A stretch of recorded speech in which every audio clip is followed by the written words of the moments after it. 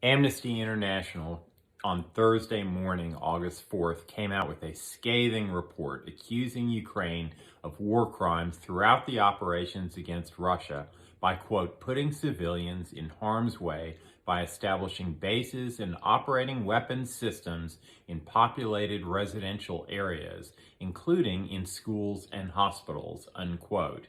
The Amnesty International report said, quote, such tactics violate international human law and endanger civilians as they turn civilians into military targets, unquote.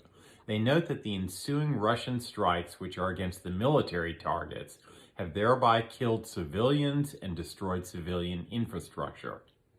AI said, quote, being in a defensive position does not exempt the Ukrainian military from respecting international humanitarian law, unquote.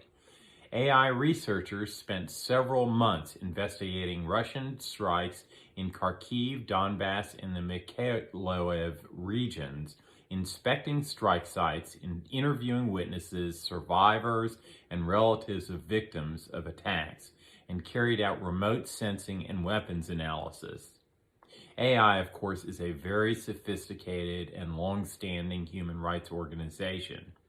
The International Human Rights Organization concluded that Ukraine had viable alternatives to establish base and operating weapons systems safely far away from civilians, but instead chose to put them in the middle of civilian areas, which in and of itself is a major war crime.